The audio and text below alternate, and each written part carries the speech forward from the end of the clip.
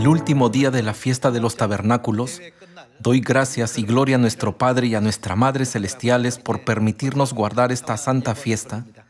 Espero que reciban mucha bendición del Espíritu Santo y de la fiesta. Hoy, en el último día de la fiesta de los tabernáculos, compartamos la palabra de Dios con el sermón titulado La bendición del Espíritu Santo de Dios. Primero, veamos Levítico capítulo 23, versículo 33. Y habló Jehová a Moisés diciendo: Habla a los hijos de Israel y diles: a los 15 días de este mes séptimo será la fiesta solemne de los tabernáculos a Jehová por 7 días. El primer día habrá santa convocación. Ningún trabajo de siervos haréis. 7 días ofreceréis ofrenda encendida a Jehová. El octavo día, hoy es precisamente ese octavo día, tendréis santa convocación y ofreceréis ofrenda encendida a Jehová. Es fiesta, ningún trabajo de siervos haréis. Tanto el primero como el último día de la fiesta de los tabernáculos se consideraban días muy importantes en el Antiguo Testamento. Veamos las profecías sobre el último día de la fiesta de los tabernáculos, que sirve como una sombra, y su realidad cumplida en el Nuevo Testamento.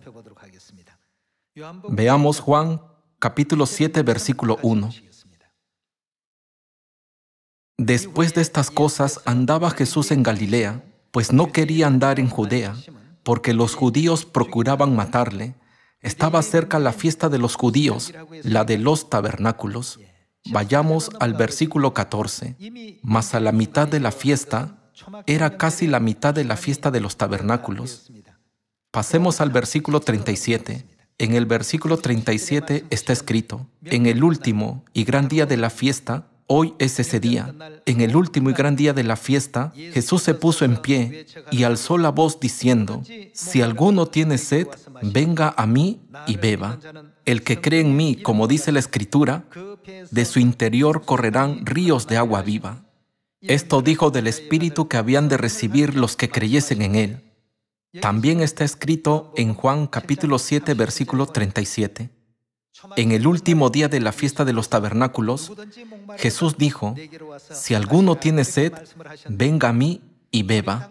En la primera venida de Jesús, como aún no era el tiempo profético de la aparición del Espíritu y la esposa, el Padre vino solo a la tierra y dijo: si alguno tiene sed, venga a mí y beba el agua viva. Pero en Apocalipsis, ¿acaso no está escrito: el Espíritu y la esposa dicen: el que tiene sed, venga y tome de ella? Confirmémoslo yendo a Apocalipsis capítulo 22, versículo 17. Y el Espíritu y la esposa dicen: ven. Y el que oye, diga: ven. Y el que tiene sed, venga. Y el que quiera, tome del agua de la vida gratuitamente. En la primera venida de Jesús, el Padre vino solo. Cuando vino por segunda vez, Dios Padre apareció junto con Dios Madre. Por esa razón, el Espíritu y la esposa dicen: vengan y tomen del agua de la vida. Veamos Isaías capítulo 55, versículo 1. A todos los sedientos, venid a las aguas, y los que no tienen dinero, venid, comprad y comed. Venid, comprad sin dinero y sin precio vino y leche. ¿Por qué gastáis el dinero en lo que no es pan, y vuestro trabajo en lo que no sacia? Oídme atentamente y comed del bien, y se deleitará vuestra alma con grosura. Inclinad vuestro oído y venid a mí. Oíd y vivirá vuestra alma, y haré con vosotros pacto eterno, las misericordias firmes a David. Aquel que dice en Isaías capítulo 55, venid a las aguas vivas, solo puede ser Dios. En Juan capítulo 7, versículo 37 está escrito: si alguno tiene sed, venga a mí y bebe el agua viva. Además, en Apocalipsis capítulo 22, el Espíritu y la esposa dicen: el que tiene sed, venga y tome del agua de la vida gratuitamente. Por lo tanto, el que dice, vengan al agua de la vida, no puede ser nadie más que Dios. ¿No significa que solo Dios puede dar el agua de la vida a sus hijos? Continuemos con Apocalipsis capítulo 21. Apocalipsis capítulo 21, versículo 5. Y el que estaba sentado en el trono dijo, he aquí, yo hago nuevas todas las cosas. Y me dijo, escribe, porque estas palabras son fieles y verdaderas. Y me dijo, hecho está, yo soy el Alfa y el Omega, el principio y el fin. Al que tuviere sed, yo le daré gratuitamente de la fuente del agua de la vida. En este versículo, ¿quién es el que da el agua de la vida? Es nuestro Dios, que es el Alfa y el Omega, el principio y el fin. ¿No es así? En definitiva, esto significa que el único que da el agua de la vida es nuestro Dios. Nunca pueden ser los santos los que dan el agua de la vida. La Biblia dice que solo Dios da el agua de la vida a toda la humanidad. Si es así, con respecto al Espíritu y la esposa que dan el agua de la vida, en Apocalipsis capítulo 22, versículo 17, el Espíritu representa a Dios Padre. Entonces, ¿a quién representa la esposa? Ella es Dios Madre. Está profetizado que únicamente Dios Padre y Dios Madre darán el agua de la vida a toda la humanidad. Confirmemos esto una vez más en Juan capítulo 4, versículo 5. Vino pues a una ciudad de Samaria llamada Sicar, junto a la heredad que Jacob dio a su hijo José, y estaba allí el pozo de Jacob. Entonces Jesús, cansado del camino, se sentó así junto al pozo. Era como la hora sexta. La hora sexta se refiere a las 12 del día, según el horario estándar de hoy. Vino una mujer de Samaria a sacar agua, y Jesús le dijo, dame de beber, pues sus discípulos habían ido a la ciudad a comprar de comer. La mujer samaritana le dijo, ¿cómo tú, siendo judío, me pides a mí de beber, que soy mujer samaritana? Porque judíos y samaritanos no se tratan entre sí. Respondió Jesús y le dijo, si conocieras el don de Dios y quién es el que te dice, dame de beber, tú le pedirías y él te daría agua viva. Aquí, en el versículo 10, podemos ver un mensaje muy importante. Si conocieras el don de Dios y quién es el que te dice, dame de beber, si ella hubiera sabido quién era él, ¿qué habría hecho? Tú le pedirías y él te daría agua viva. Una vez más, esto significa que Dios es el único que puede darnos el agua de la vida, ¿no es cierto?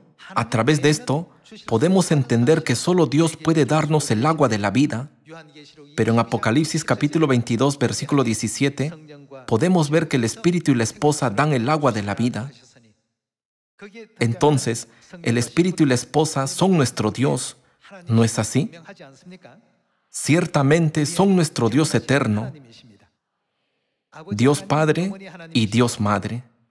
Ahora, en cuanto a la relación entre la fiesta de los tabernáculos y el agua viva, veamos Zacarías capítulo 14, versículo 16. Y todos los que sobrevivieren de las naciones que vinieron contra Jerusalén subirán de año en año para adorar al Rey, a Jehová de los ejércitos, y a celebrar la fiesta de los tabernáculos. Y acontecerá que los de las familias de la tierra que no subieren a Jerusalén para adorar al Rey, Jehová de los ejércitos, ¿qué no vendrá sobre ellos? ¿A qué se refiere la lluvia? Proféticamente se refiere al Espíritu Santo. No vendrá sobre ellos lluvia, y si la familia de Egipto no subiere y no viniere, sobre ellos no habrá lluvia. Vendrá la plaga con que Jehová herirá a las naciones que no subieren a celebrar la fiesta de los tabernáculos. Esta será la pena del pecado de Egipto y del pecado de todas las naciones que no subieren para celebrar la fiesta de los tabernáculos. ¿Qué es lo que podemos recibir en la fiesta de los tabernáculos? La fiesta que está estrechamente relacionada con recibir aguas vivas y el Espíritu Santo es la fiesta de los tabernáculos. ¿Acaso Dios no concedió la fiesta de los tabernáculos a los israelitas para que conmemoraran la construcción del templo. Por lo tanto, el tabernáculo y la fiesta de los tabernáculos están estrechamente relacionados. Confirmemos cómo están estrechamente relacionados el tabernáculo, el agua viva y la fiesta de los tabernáculos. En Ezequiel capítulo 47. Veamos Ezequiel capítulo 47, versículo 1. Me hizo volver luego a la entrada de la casa, y he aquí aguas que salían de debajo del umbral de la casa hacia el oriente, porque la fachada de la casa estaba al oriente, y las aguas descendían de debajo hacia el lado derecho de la casa, al sur del altar. Aquí está escrito, el agua salía de la casa. Leer solo esta parte no es suficiente para comprender qué es esta agua. Pero si leemos los siguientes versículos, podemos entender que las aguas vivas salen del templo. Continuemos con el versículo 2. Y me sacó por el camino de la puerta del norte, y me hizo dar la vuelta por el camino exterior, fuera de la puerta, al camino de la que mira al oriente, y vi que las aguas salían del lado derecho. Y salió el varón hacia el oriente, llevando un cordel en su mano, y midió 1000 codos, y me hizo pasar por las aguas hasta los tobillos. Midió otros 1000, y me hizo pasar por las aguas hasta las rodillas. Midió luego otros 1000, y me hizo pasar por las aguas hasta los lomos. Midió otros 1000, y era ya un río que yo no podía pasar, porque las aguas habían crecido de manera que el río no se podía pasar sino a nado. Y me dijo, ¿has visto, hijo de hombre? Después me llevó y me hizo volver por la ribera del río. Y volviendo yo, vi que en la ribera del río había muchísimos árboles a uno y otro lado. Y me dijo, estas aguas salen a la región del oriente y descenderán al Arabá y entrarán en el mar, y entradas en el mar recibirán sanidad las aguas. Y toda alma viviente que nadare por donde quiera que entrar en estos dos ríos vivirá. Y habrá muchísimos peces por haber entrado allá estas aguas y recibirán sanidad. ¿Y qué pasará? Vivirá todo lo que entrare en este río. Entonces, ¿qué es esta agua? Ya que vive todo lo que entra en este río, ¿acaso esta agua no es el agua de la vida? ¿Cuál creen que debería ser el nombre de este río? Río del agua de la vida. Y vivirá todo lo que entrare en este río. Veamos el versículo 10. Y junto a él estarán los pescadores, y desde Engadi hasta en Eglaim será su tendedero de redes, y por sus especies serán los peces tan numerosos como los peces del mar grande. Sus pantanos y sus lagunas no se sanearán, quedarán para salinas, y junto al río, en la ribera, a uno y otro lado, crecerá toda clase de árboles frutales. Sus hojas nunca caerán, ni faltará su fruto. A su tiempo madurará, porque sus aguas salen, ¿de dónde? Del santuario. Y su fruto será para comer, y su hoja para medicina. El agua de la vida salva a toda la humanidad. ¿De dónde sale? Sale del santuario. A través del agua de la vida, donde quiera que fluya el agua, toda la humanidad que estaba sin vida llega a vivir. En Ezequiel capítulo 47 está escrito que el agua sale del santuario. Sobre este asunto, Dios nos ha dado una pista muy importante. Vayamos al libro de Zacarías capítulo 14. Zacarías capítulo 14, versículo 7. Será un día, el cual es conocido de Jehová, que no será ni día ni noche, pero sucederá que al caer la tarde habrá luz. Acontecerá también en aquel día que saldrán ¿de dónde? De Jerusalén aguas vivas. ¿De dónde dice Ezequiel capítulo 47 que sale el agua? El santuario y Jerusalén tienen una relación muy importante. Esencialmente ambas palabras tienen el mismo significado. Dios revela la realidad del santuario en Zacarías capítulo 14, versículo 8. Acontecerá también en aquel día que saldrán de Jerusalén aguas vivas. Aguas vivas significa agua de la vida, la mitad de ellas hacia el mar oriental y la otra mitad hacia el mar occidental en verano y en invierno. ¿Solo quién puede darnos aguas vivas? ¿Quién es la fuente de estas aguas vivas? Jerusalén es la fuente del agua de la vida.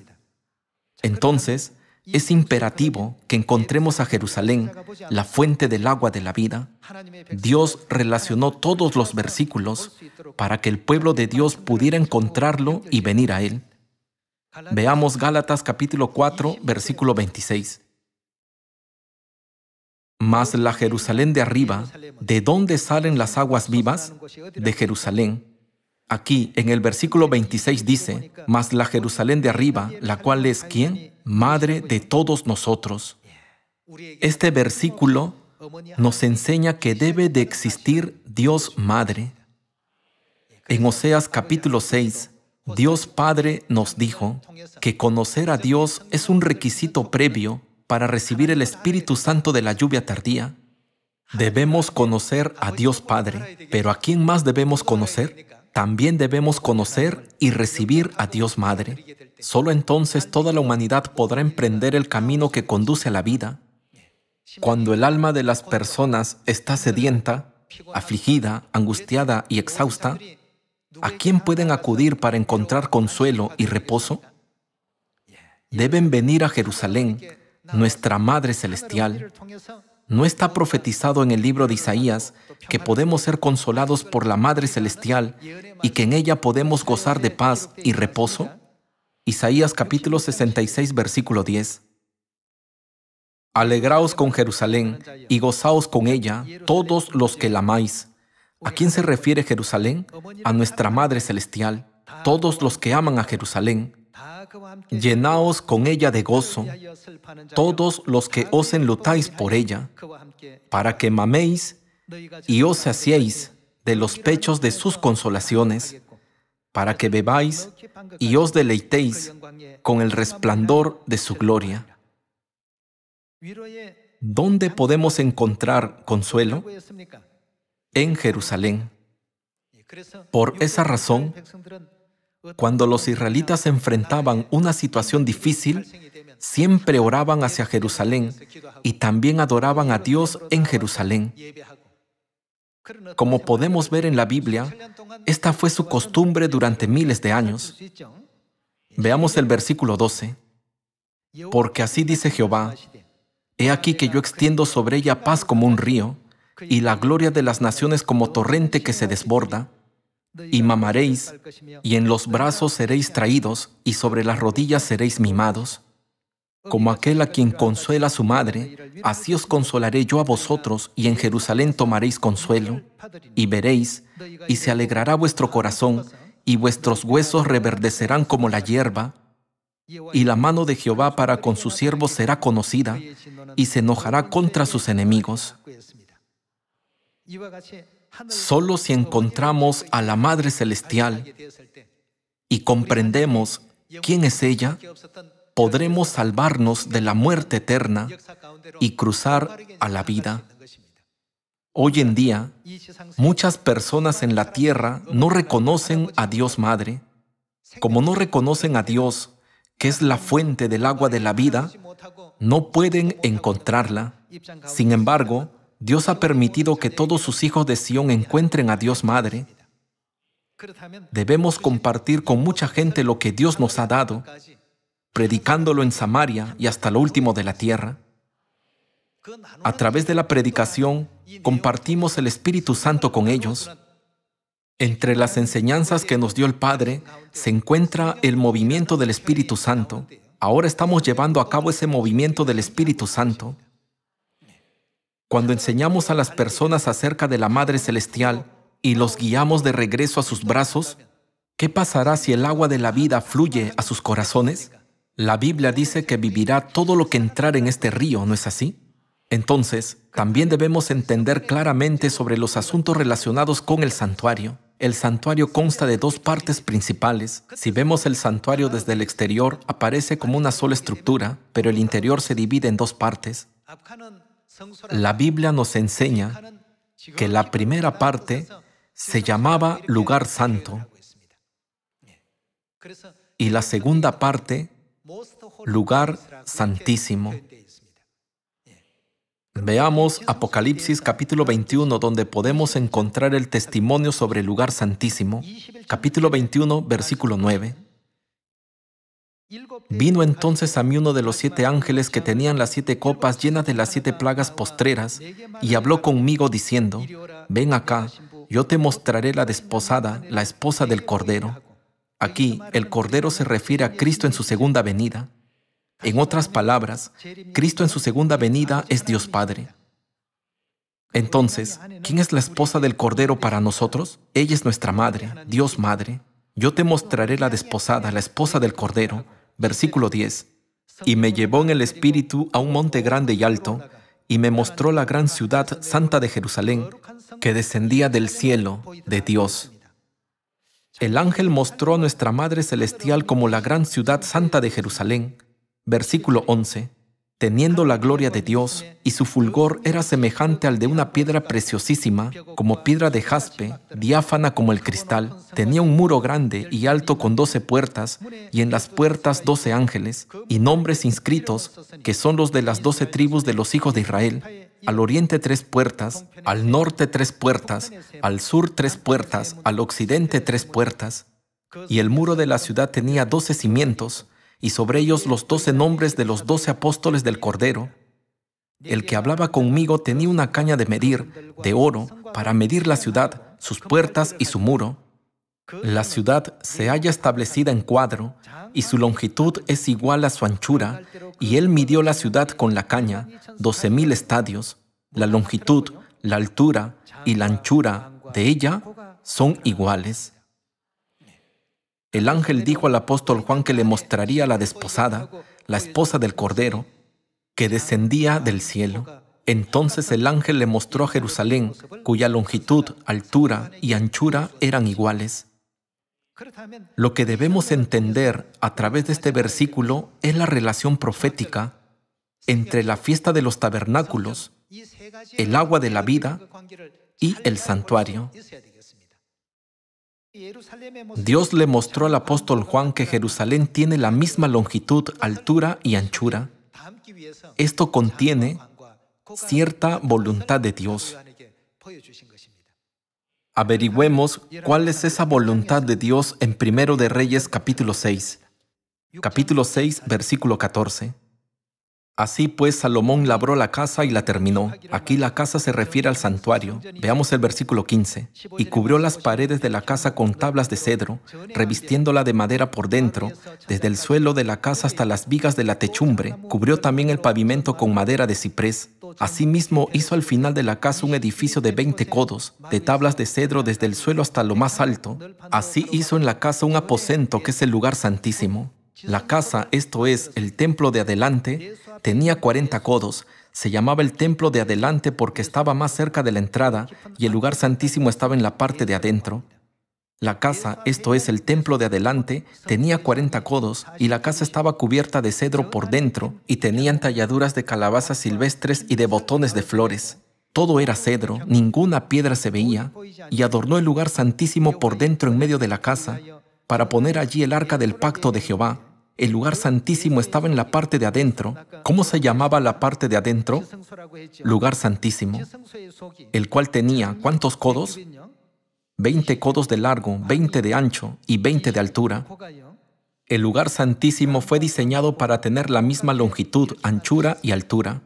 Dios mostró a Moisés este mismo diseño y le ordenó que construyera el tabernáculo conforme al modelo que le había mostrado. No hay ningún otro lugar aparte del lugar santísimo que tenga la misma longitud, anchura y altura. Entonces, ¿a quién se refiere el lugar santísimo según la visión del apóstol Juan en Apocalipsis capítulo 21? Se refiere a Jerusalén. ¿Qué dice Gálatas capítulo 4 acerca de la Jerusalén de arriba? Ella es madre de todos nosotros. El lugar santísimo es el lugar más sagrado del santuario.